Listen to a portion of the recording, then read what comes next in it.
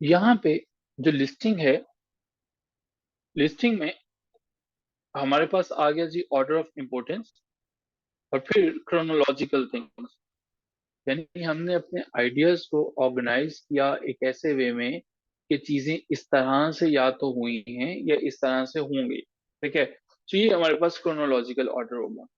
इसके बाद तीसरे नंबर पे अब हमें जो है create a roster of items equal importance, कि जो चीजें तकरीबन तकरीबन सेम अहमियत की हामिल हैं, अब हमें उनको जो है वो डील करना है। और आखिर में हमें जनरल टू स्पेसिफिक अप्रोच को देखना है कि हमें जनरल टू स्पेसिफिक जाएंगे या स्पेसिफिक टू जनरल। ऑनेस्टली बताइएगा, ये आपकी क्लास हो रही है, इसके अंदर आपने बिल्कुल ऑनेस्टली बताना है, ये जनरल टू स्पेसिफिक और specific to general approach apply करनी आती है? अगर नहीं आती होगी तो मैं सिखा दूंगा, मैं समझा दूंगा। जनरल टू स्पेसिफिक क्या है और स्पेसिफिक टू जनरल क्या है, ये अप्रोच आती है अप्लाई करना?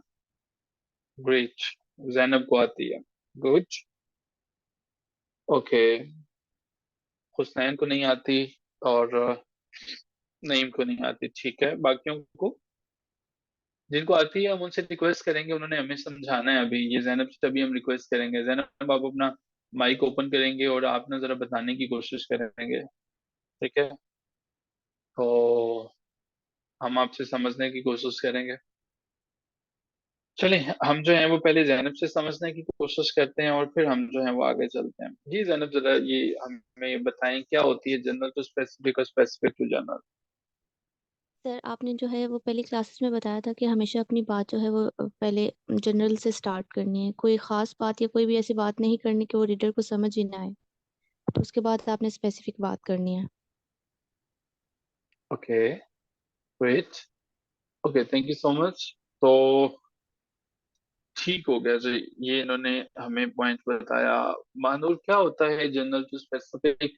कुछ सही कुछ गलत नहीं है, बस हम वैसे समझने की कोशिश कर रहे हैं। इसके बाद मैं आपको बताऊंगा और मैं एग्जाम्पल से समझा दूंगा। जरा सुनते हैं मुख्य पार्टिसिपेंट्स को। जी प्लीज मानूर। सर फॉर एग्जांपल अगर पॉवर्टी ले रहे हैं तो पॉवर्टी जो है वो हम देखेंगे डेवलप कंट्रीज में और डेवलपिंग कंट्रीज में। देन अगर हमने specific to general to specific आना फिर स्पेसिफिक आएंगे पाकिस्तान की तरफ।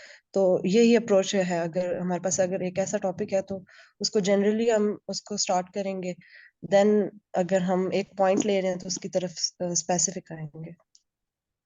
Okay, thank you so much ji. General to specific पहले समझने की कोशिश कीजिएगा। ये जनरल बाजवा नहीं है, लाइक इसमें परेशान होने की जरूरत नहीं है।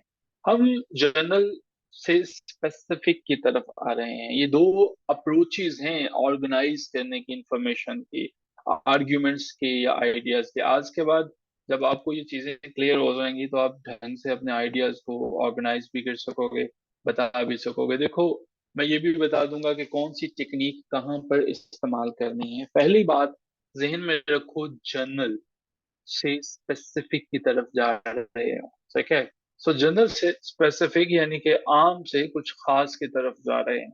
अब इसमें हम अपनी इंफॉर्मेशन को ऑर्गेनाइज करते हैं आर्ग्यूमेंट्स या आइडियाज। इसका मतलब ये है कि हम जो है वो broad broad concepts, general concepts जो हैं उनसे नैरो डाउन करते चले जाते हैं और स्पेसिफिक डिटेल्स पे आते हैं। ये डिटेल इस्तेमाल कहाँ पे होती है, ये चीज आपके लिए बहुत जरूरी है। जब आपने अपना टॉपिक कहीं पे इंट्रोड्यूस करवाना है, वहां पे जनरल टू स्पेसिफिक पे बात करोगे। ठीक है, जब आपने अपना टॉपिक इंट्रोड्यूस कहीं पे करवाना है, वहां पे जनरल टू स्पेसिफिक करोगे। और इसके अलावा जो है आपको क्या करना है, सपोर्ट करना है अपने किसी कॉन्सेप्ट को। अब ये बातें तो टाइटल से जाहिर है, मैं समझाना चाहूंगा एक एग्जांपल से। मिसाल के तौर पर मान लीजिए कि आपको डॉग्स यानी कुत्तों के ऊपर एक मजमून लिखना है। अब आप क्या कर सकते हैं, आप ये भी बता सकते हैं, जनरल बात क्या करेंगे कि डॉग एक पॉपुलर जानवर है, पॉपुलर पेट है। फिर आप जो है वो बताएंगे कि हाँ, ये जो आपने जनरल बात की, आम बात की, ये पॉपुलर तो है ही, लेकिन फिर जो है वो कि इसकी कुछ किस्में, कुछ नस्लें, कुछ ब्रीड्स ऐसी हैं जो बहुत इंपॉर्टेंट हैं या बड़ी खास हैं। जिस तरह से आप जो है वो लेब्राडोर की बात कर लें, गोल्डन रिट्रीवर की बात कर लें। तो इसका मतलब ये है, आप जनरल से स्पेसिफिक की तरफ चले आते रहे। एक पहले हमने बात की कि डॉग एक बड़ा अच्छा एनिमल है, अभी जो हमने डॉग के बारे में बात की, ये जनरली हमने बात की, लेकिन जब हमने उसकी खास ब्रीड्स की बात की, इट मीन्स कि हम जो है वो यहाँ पे स्पेसिफिक हो गए। अब जो स्पेसिफिक टू जनरल है, ये वो बिल्कुल ही इसके उल्ट है। अब ये हमारे पास जो है वो एक जनरल टू स्पेसिफिक होती है टॉपिक को इंट्रोड्यूस करवाने के लिए, लेकिन ये हमारे पास इस्तेमाल होती है कि जब बारे में बात करनी होती है।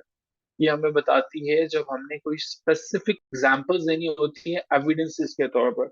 मिसाल के तौर पर आपने किसी को बताना है, एक बुजुर्ग आपसे पूछ लेते हैं, आप रोजाना एक्सरसाइज करने आते हैं, तो वो पूछते हैं कि बेटा ये मुझे बताओ कि एक्सरसाइज के फायदे क्या हैं। ठीक है, तुम रोजाना एक्सरसाइज करते हो। अब अगर आप उसे ये बात समझाना शुरू कर दें ना कि एक्सरसाइज जो है वो मेरे पास हार्ट अटैक से मुझे बचाती है, ठीक है, हार्ट अटैक से बचाती है, इट मीन्स कि अब आपने स्पेसिफिकली अपनी बात की, पहले अपने स्पेसिफिक हो गए कि हाँ यार ये देखो, मुझे ना डायबिटीज से बचाती है, हार्ट अटैक से बचाती है, मुझे जो है वो मेरी हेल्थ इससे बेहतर रहती है। फिर आप उसे बताते हो चूंकि इसने मुझे भी बचाया, तो इसलिए ये आपके लिए भी बेहतर है, उसके लिए भी बेहतर है, उसके लिए भी बेहतर है। स्पेसिफिक में कहानी शुरू होती है लिमिटेड ऑडियंस है, फिर उसको आप अप्लाई कर देते हो पूरे के पूरे आवाम के ऊपर कि हाँ अगर मुझे फायदा हुआ तो सबको होगा। ठीक है, तो जनरल में क्या होता है कि जनरल में लेते हो जनरली चीजें, ब्रॉड लेते हो, नैरो डाउन करते करते एक के ऊपर ले आते हो, और एक में नैरो से शुरू होते ब्रॉड कर देते हो।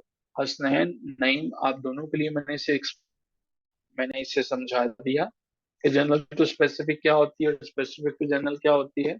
और ये हमें इस्तेमाल होती है जब हमें कंक्लूजन्स को ड्रॉ करना होता है। ठीक है, तो क्लियर हो गया आपको? एक्सीलेंट, ग्रेट हो गया। अब हमें जो है मजीद ये समझना है कि चले ये तो हमें पता चल गया। अब हम जो है वो अपने इसी जो है वो टॉपिक पे, अब मैंने असाइनमेंट भी आपको बता दी जो आपने काम करना है। देखिए, आपने जो है ये जो फ्री राइटिंग है, ब्रेनस्टॉर्मिंग है, वेबिंग है, कॉन्सेप्ट मैपिंग है, इनको अपने सही ढंग से समझने की कोशिश करनी है। आपने ये भी देखना है कि आउटलाइन बनाना अच्छा लगता है, पिरामिड्स बनाना अच्छा लगता है, ये लिस्टें बनाना अच्छा लगता है। और एक चीज ये याद रखिएगा, ये सैटरडे संडे बेस नहीं करना है। ये याद रखोगे कि आपकी राइटिंग जो है वो आपके दिमाग में जो होता है उस पे वो इम्पैक्ट करता है, वो इस पे असर डालता है। मैं ये नहीं कहूंगा कि आप जो है किसी ग्रुप को फॉलो ना करो, लेकिन मैं ये जरूर कहूंगा कि काइंडली अपने दिमाग को उन चीजों से मत भरिए जिनको आपको लगता है कि आपको फायदा नहीं होगा। सर 1972 के पेपर वाली स्क्रीन अगेन शो कीजिएगा। मैंने स्क्रीनशॉट लेना है और मैं उसके तमाम के नोट्स बनाऊंगा। ये बात शायद अगली आप लिखना भूल गए। जी नहीं, ये है जी स्क्रीन आपके पास जो है वो क्विकली ले लीजिएगा। नहीं, मैं जरा आउटलाइन पे बात करना चाह रहा हूँ। अच्छा जी, इसका जो ऐसे है ना, ऐसे नंबर 7 8 रेफरेंस फॉर लाइफ, इसको मैंने जो है वो अटेम्प्ट किया है, तो चलिए इसको देखने की कोशिश करते हैं। अच्छा, रेफरेंस फॉर लाइफ को मैं ये चाहूंगा कि इस आउटलाइन को जो है ना आप एक दफा पढ़ लीजिए, जितनी आपके सामने स्क्रीन है ना इसके ऊपर जो आउटलाइन है उसको पढ़ लीजिए, और टाइटल को भी जो है वो इसको देखने की कोशिश कर लें।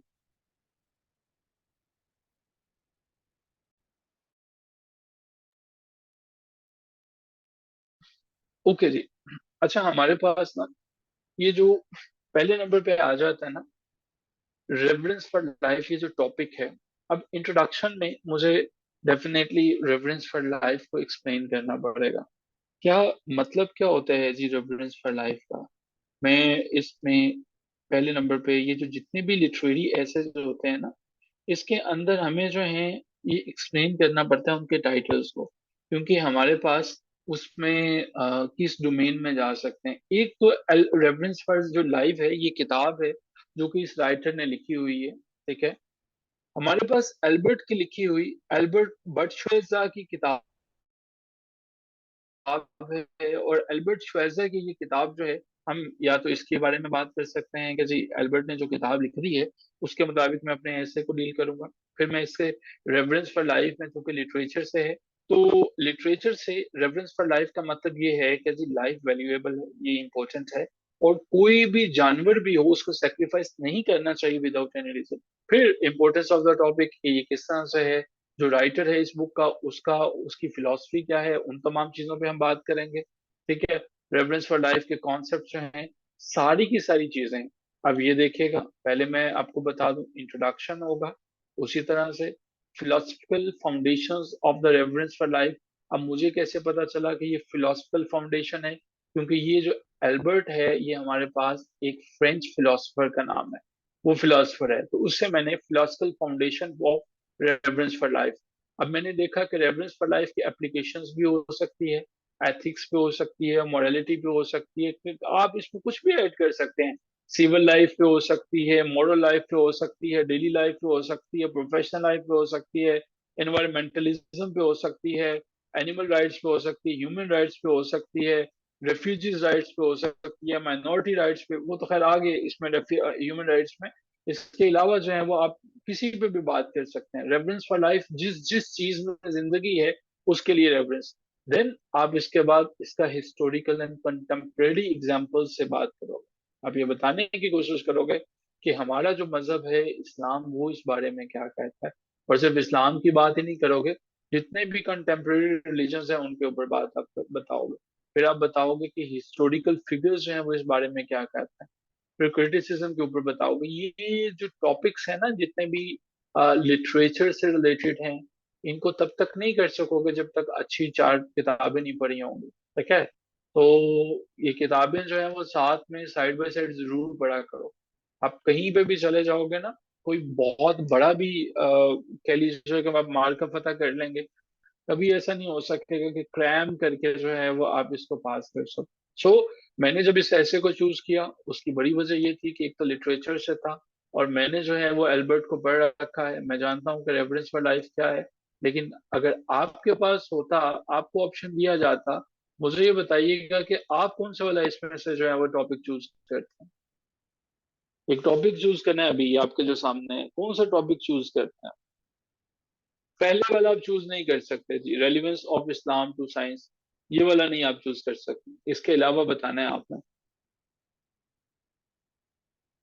ये 1972 का पेपर है, पहले वाला नहीं आप चूज कर सकते। अच्छा जी, तीसरे वाला जो है वो ज्यादातर स्टूडेंट्स ने कहा वो चूज करेंगे। अच्छा, ये मुझे बताइएगा, प्लान इकोनॉमी जो है इसके ऊपर आप लोग जो है वो बात करते हैं कि कंपेटिटिव जो है वो रिजल्ट इसके क्या होते हैं। ग्रेट हो गया जी।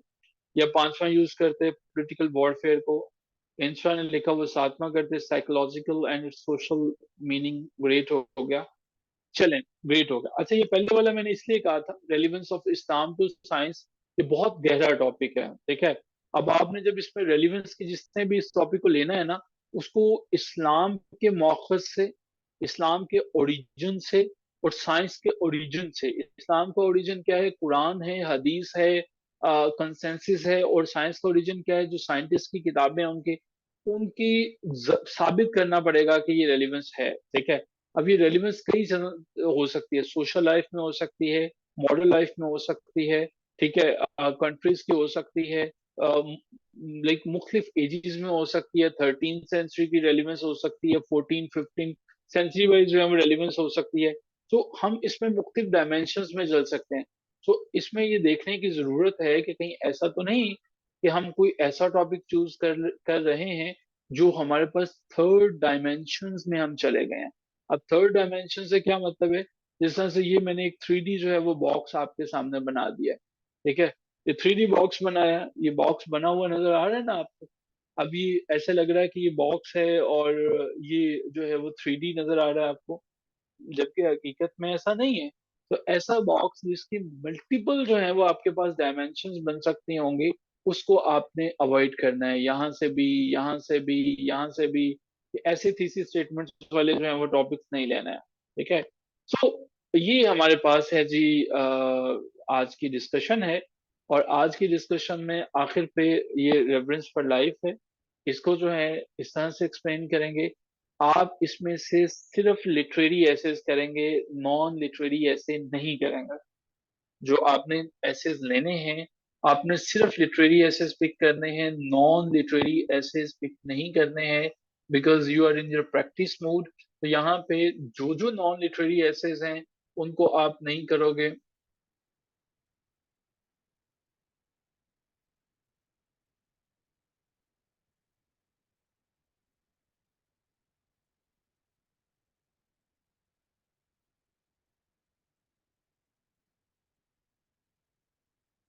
अच्छा जी, इनमें से आप चूज कर सकते हैं जी।